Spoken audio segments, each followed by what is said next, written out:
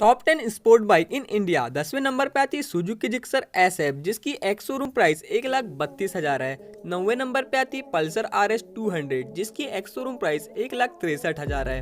8वें number पे आती है सुजुकी जिक्सर SF 250 जिसकी एक्स शोरूम प्राइस 1,85,000 है। 7वें नंबर पे आती है KTM RC 125 जिसकी एक्स शोरूम प्राइस 1,81,000 है। 6वें नंबर पे आती है कावासाकी निंजा 300 जिसकी एक्स शोरूम प्राइस 3,18,000 है। 5वें नंबर पे आती है TVS अपाचे RR 310 जिसकी एक्स शोरूम प्राइस 2,60,000 है। चौथे नंबर पे आती है TVS अपाचे RTR 200 4V जिसकी एक्स शोरूम प्राइस 1,27,000 है। तीसरे नंबर पे आती है KTM RC 390 जिसकी एक्स शोरूम प्राइस 2,77,000 है। दूसरे नंबर पे आती है KTM RC 200 जिसकी एक्स शोरूम प्राइस 2,08,000 है। और दोस्तों पहले नंबर पे आती है यामा R15 V4 जिसकी एक्स शोरूम प्राइस 1,70,000 है। दोस्तों इनमें से आपकी फेवरेट बाइक कौन सी है कमेंट करके जरूर बताएं और ऐसी और वीडियोस के लिए लाइक शेयर एंड सब्सक्राइब।